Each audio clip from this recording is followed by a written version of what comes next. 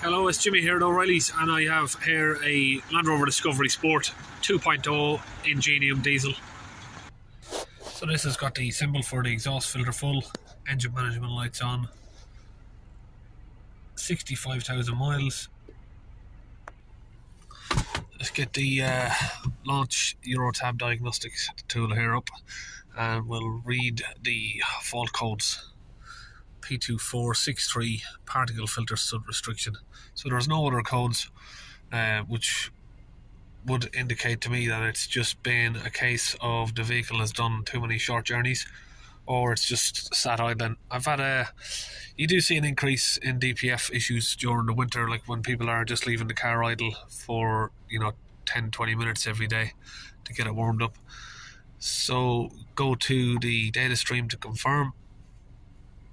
We'll find the differential pressure sensor right here,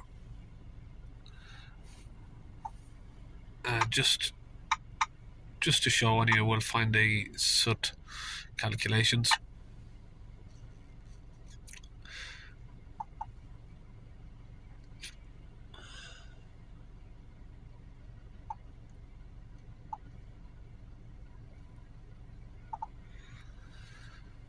Default continuous soot mass, measured soot mass 47 grams. Maximum load on the inferred loop 103%, 46 grams again there. DPF pressure, we'll get that swapped over to HPA 110, and that's with the vehicle idling. Let's give it some revs to about 3,660. That's very high.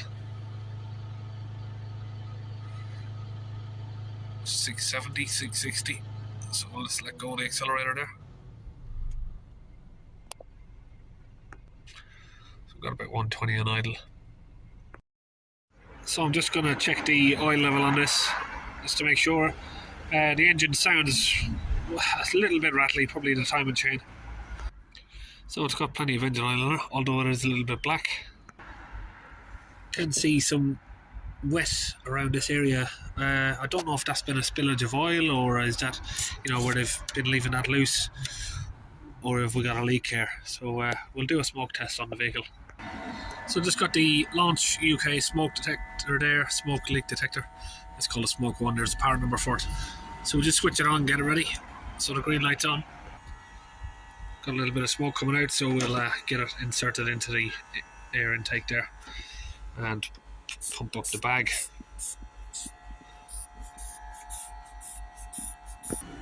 Now that's got a good seal. We'll let that run for a few minutes to see if we've got any sort of leaks anywhere. So this smoke detector there, it just hooks onto the bonnet catch there and connects up to the vehicle battery, or if you've got an external battery yourself, you can use that. And then it just uses the smoke from the system there. You fill that up with the oil, gives you a little level on the side. Okay, plenty of time has passed till we have no leaks visible, so we'll switch off the smoke test. Release the pressure there. Okay, what I like to do with these first is come in through the top here. Right there you have the EGR cooler sensor, and disconnect that. Just going to put some cleaner through that while the engine's running. Clean out the EGR cooler because they do block up on these. Give that a few 5-second sprays.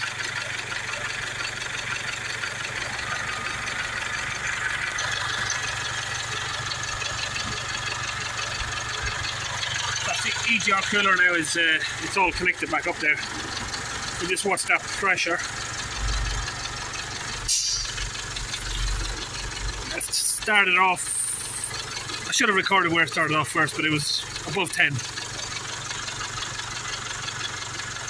You watch that, it should start coming down.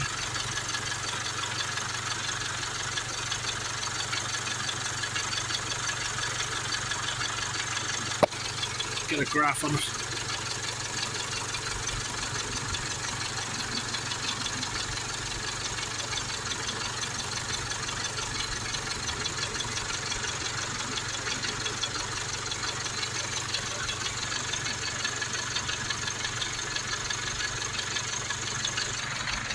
and it's flattening out there.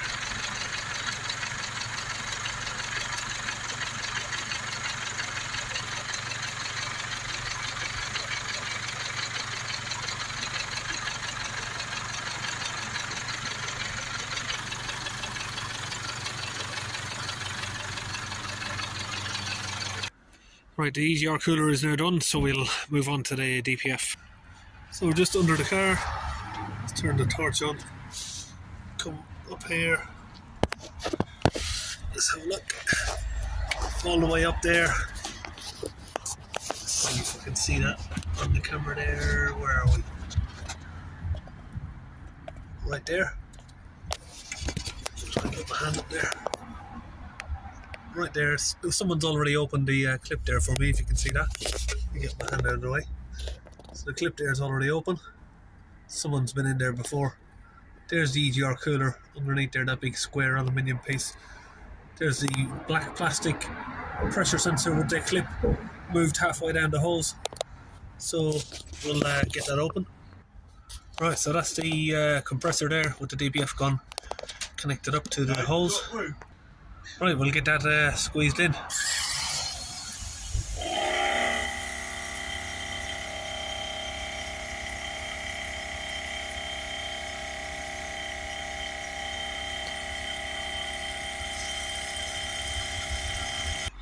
Okay, let's get that bottle and refill the gun. Okay, we did use most of the first one on the EGR cooler, so of course we have to refill it again. And let's refill now. That is the launch DPF gun there. That's the launch DPF cleaning fluid. Okay, start the engine up. And let's now get the pressures up. We'll hold the revs back up around 3000 RPM.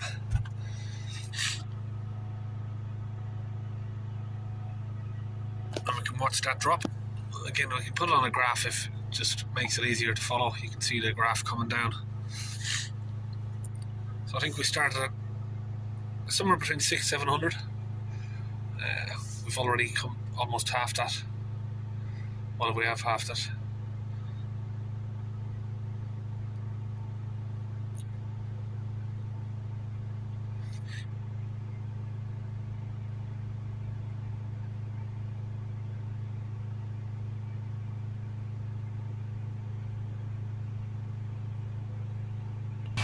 We'll just use this to hold the accelerator for us.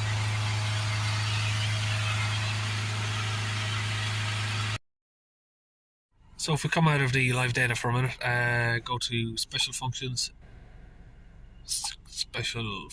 again, exhaust emission, just to show you when you bring this to Land Rover, and a lot of garages who don't know how to do it, okay, this is what happens, right? Diesel particulate filter regeneration. This carries out a forced regeneration. Okay, so let's see what happens when you press yes. Battery is above 12 volts, yes. The soot mass is above the limit, so you cannot do a dynamic regeneration. The particle filter must be replaced. So then you get told you need a new one, but obviously we clean it out. You don't have to do that.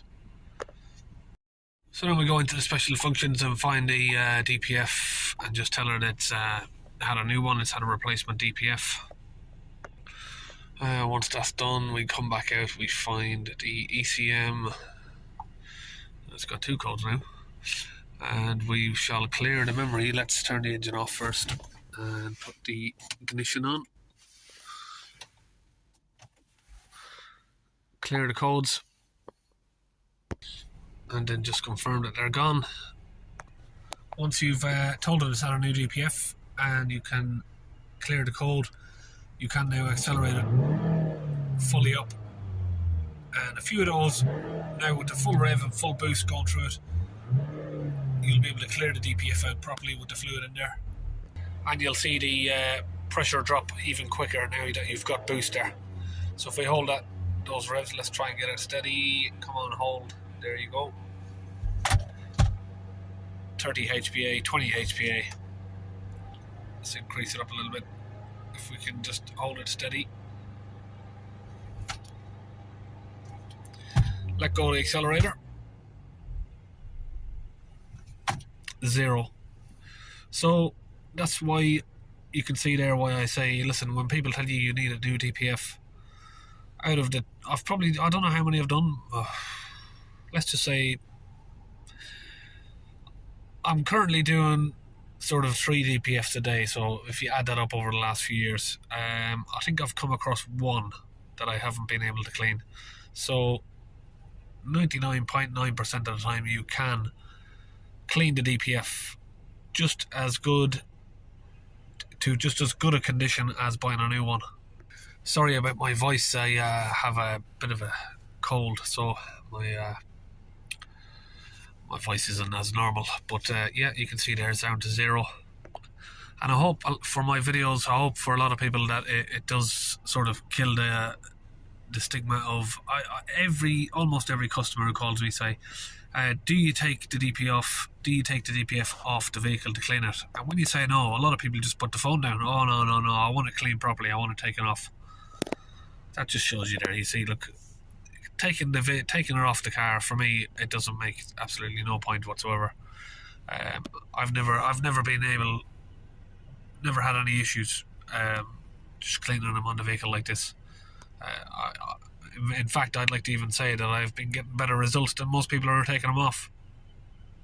So that's it, we'll end the diagnostics there. So that's it, we'll see you on another video.